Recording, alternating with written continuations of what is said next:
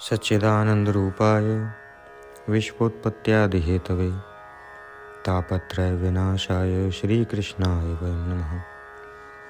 मित्रों, जीवन की 3 बातें हैं जो बहुत समझने की हैं। ये 3 बातें कौन सी हैं? सत्य, चित और आनंद, जिससे मिलकर बना है सच्चिदानंद। सत्य कहते हैं अविनाशी को, जो पहले सत्य था, मध्य में सत्य है और अंत में भी वही सत्य रहेगा। परमात्मा अविनाशी है, जो सत्य है, पहले मध्य में और अंत में भी वही बसता है।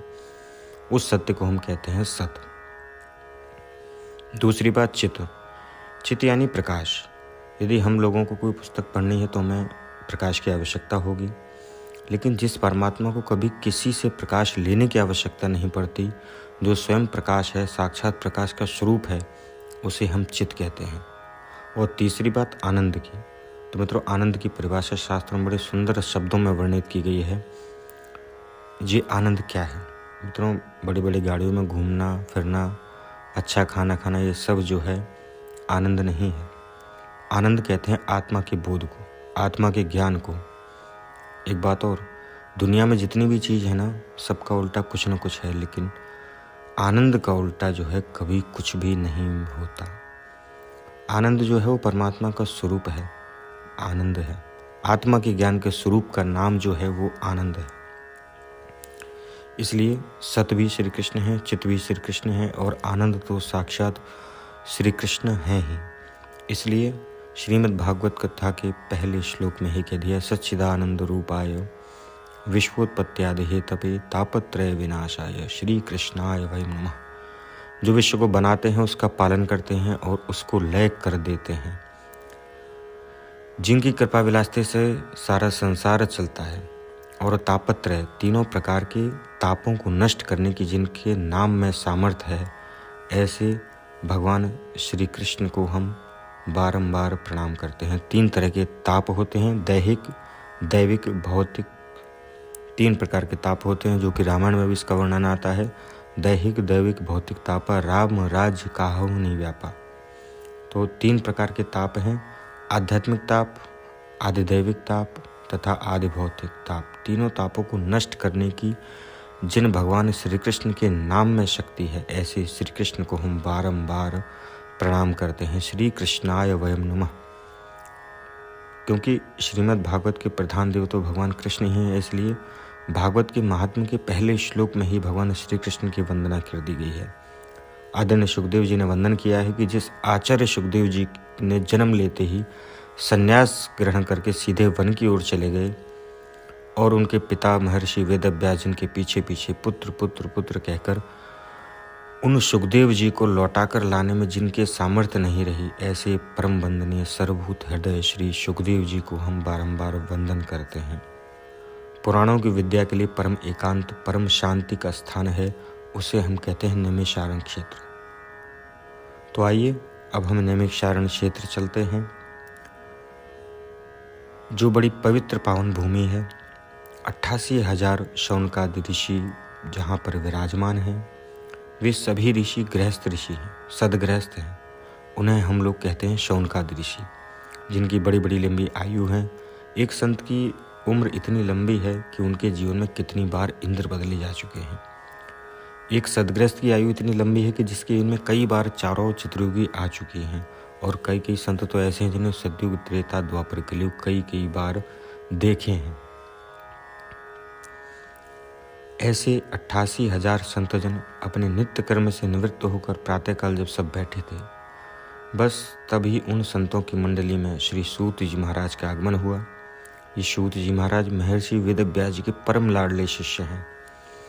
अब जैसे ही सूत जी महाराज आए, तो जो 88,000 ऋषि बैठे थे ना, जिनकी उम्र हजारों वर्ष लंबी है, लेकिन श्री सूत जी उनकी मंडली में जैसे ही पधारते हैं, तो जितने भी लंबी लंबी आयु वाले ऋषि मुनि वहाँ पर बैठे हुए थे, और श्री सूत जी की आयु थी मात्र 20 वर्ष। परम युवा श्री सूत जी को देखकर सभी संतजन खड़े हो गए और कहने लगे, आइए महाराज पधारिए। आपने बड़ी कृपा की शौनकादि ऋषियों के इस व्यवहार को देखकर। देखिए मित्रों, जितना वृक्ष जो है भरा हुआ होता है, लदा हुआ होता है, उतना ही वो झुक जाता है। तो शौनकादि ऋषि ने इस व्यवहार को देखकर श्री सूत जी महाराज बड़े संकोच में पड़ गए और कहने लगे, आप लोग ये क्या कर रहे हैं? मुझे देखकर खड़े क्यों हो रहे हैं? मेरा आदर सत्कार इतना क्यों कर रहे हैं आप? क्योंकि श्री सूत जी महाराज उम्र में छोटे हैं। तो शौनकादि ऋषि बोले, श्री सूत जी महाराज, आप उम्र में छोटे हुए तो क्या हुआ? हमारा शास्त्र कहता है कि धन वृद्धा, बल वृद्धा, आयुर्वृद्धांश तथैव च ते सर्वेपि ज्ञान वृद्धांश किंकरा शिष्य किंकरा। कोई बल में बड़ा होता है, कोई आयु में बड़ा होता है, कोई कदाचित धन में भी बड़ा हो जाता है, लेकिन जो ज्ञान में बड़े होते हैं वो तो सबसे बड़े होते हैं। इसलिए श्री सूत जी महाराज, आप देखने में भले ही छोटे लगते हैं, लेकिन अज्ञान रूपी अंधकार को मानव के जो मन में, हृदय में बैठा हुआ है, उसे दूर करने के लिए आप करोड़ों सूर्यों के समान हैं। आप हमें कोई ऐसी कथा सुनाएं जिससे संसार के लोगों की कष्ट की निवृत्ति हो और उनको गोविंद की प्राप्ति भी हो जाए। श्री कृष्ण प्राप्ति कर्म शाश्वत साधनम तद वदाधुना। महात्मा संत विद्वानों के पास जाकर मित्रों कभी भी व्यर्थ के प्रश्न नहीं करने चाहिए। संतों के पास जाकर कभी ये नहीं करना चाहिए कि मेरी फैक्ट्री, मिल फैक्ट्री इत्यादि चलेगी या नहीं चलेगी, मैं परेशान हूँ, इस परेशानी से मुक्ति, मेरे पास कर्जा बहुत हो गया है। ऐसी फालतू की बातें नहीं करनी चाहिए। संतों के पास जाकर बस एक ही प्रश्न करना चाहिए कि हमें भगवत की प्राप्ति कैसे होगी, भगवान की प्राप्ति कैसे होगी, भगवान कृष्ण के, भगवान राधा के चरणों में हमारी प्रीति कैसे होगी। क्योंकि मित्रों, थाली में जो आपको अन्न प्राप्त हुआ है, भोजन में उसका एक भी कण बर्बाद ना जाए, इसका प्रयास करना चाहिए। और संतों का एक भी क्षण आपकी वजह से बर्बाद ना जाए, इसका प्रयास करना चाहिए। शौनकादि ऋषियों ने सूत जी से यही पूछा कि संसार के लोगों को कृष्ण की प्राप्ति कैसे हो, ऐसा कोई साधन बताओ। भगवान कृष्ण कैसे मिलेंगे, भगवान राधा रानी का हमें आशीर्वाद कैसे प्राप्त होगा, इसका कृपया करके हमें उपाय बताएं। इसको सुनकर सूत जी महाराज बहुत प्रसन्न हुए और शौनकादि ऋषियों से बोले कि आपने बिल्कुल सही प्रश्न किया है। हम लोग जन्म लेते हैं, बड़े होते हैं, युवा होते हैं, वृद्ध होते हैं और मर जाते हैं, लेकिन जीवन के इन सभी विषयों पर और सभी विषयों को हमने कभी भी समझने का प्रयास नहीं किया, लेकिन जीवन को ऐसे ही बर्बाद कर देते हैं। खाने पीने और सोने में यही हमारी प्रवृत्ति हो गई है। तो ये जो प्रवृत्ति हमारी हो गई है, यह केवल समय का दुरुपयोग हो गई है। तब श्री शौनकादि ऋषि कहते हैं कि श्री सूत जी, काल व्याल मुखग्रास त्रास निर्नाश हेतु। हमारा जीवन क्या है? एक बहुत बड़ा अजगर सर्प है और इस अजगर सर्प ने अपना विशाल मुख खोल रखा है और उसने के मुख में हम जब तक बैठे हुए हैं, अब हम सुरक्षित कब तक हैं? जब तक वो सर्प अपना मुख बंद नहीं कर लेता है। जैसे ही उस सर्प ने अपने मुख बंद किया, हमारा शरीर जो है पूरा हो जाएगा और हम काल के गाल में समा जाएंगे। मानव की सबसे बड़ी भ्रांति है मित्रों कि वो चिंता ज़्यादा करता है और चिंतन नहीं करता। जीवन में चिंता को मिटाना चाहिए और चिंतन को बढ़ाना चाहिए, यही मुक्ति का साधन है। अब चिंतन कैसे बढ़े और चिंता से मुक्ति कैसे मिले, यही सिखाती है हमें श्रीमद् भागवत की कथा। ये भागवत महान सदग्रंथ है और यही मुक्ति प्रदान करने वाला ग्रंथ है। श्री सूत जी कहते हैं कि भागवत की कथा श्रवण का अधिकार तो कभी कभी देवताओं को भी प्राप्त नहीं होता है, क्योंकि एक बार देवताओं को जब पता चला कि राजर्षि परीक्षित को सुखदेव जी महाराज भागवत रूपी अमृत पिला रहे हैं, वे अपने यहाँ से अमृत कलश लेकर आए और सुखदेव जी से बोले, आप इस अमृत की अदला बदली कर लीजिए। एवं विनिमये जाते सुधाराज्ञा प्रपीयताम प्रपास्यामो वयम सर्वे श्रीमद् भागवतामृतम। कि यह सुखदेव जी ने कहा कि देवता लोग अमृत लेकर आए और सुखदेव जी से कहने लगे, यह जो अमृत है आप ये राजा परीक्षित को पिला दीजिए और जो कथा रूपी अमृत है उसका पान हमें कराइए। तब सुखदेव जी ने कहा, कहाँ स्वर्ग का अमृत और कहाँ श्रीमद् भागवत कथा, दोनों की बराबरी संग कैसे कर सकते हैं आप? स्वर्ग में जाकर वहाँ से अमृत का पान करने के बाद भी व्यक्ति को इस पृथ्वी लोक पर गिरना पड़ता है और पुनरपि जन्मम पुनरपि मरणम पुनरपि जननी जठरे शयनम। लेकिन भागवतामृत का जिसने एक बार पान कर लिया उसको तो आवागमन गमन के कुचक्र से हमेशा के लिए मुक्ति मिल जाती है। इसलिए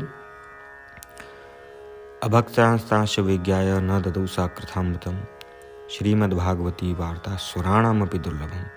श्री सुखदेव जी ने देवताओं को भी अभक्त समझा और भागवत कथामृत का दान उनको नहीं कराया।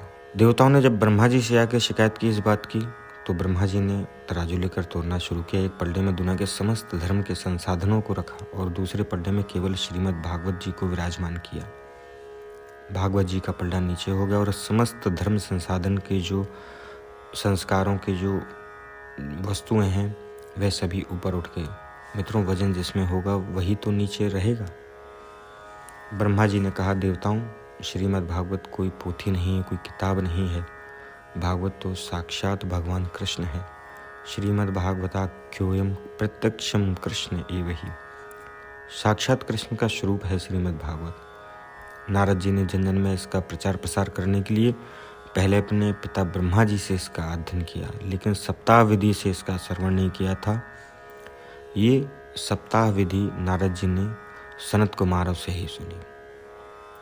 फिर शौनकादि ऋषि बोले कि श्री सूत जी महाराज, हमने तो सुना है कि सनत कुमार ज़्यादा घूमते नहीं हैं और नारद जी कभी एक जगह बैठते नहीं हैं और संत कुमार कभी एक जगह से दूसरी जगह जाते नहीं हैं।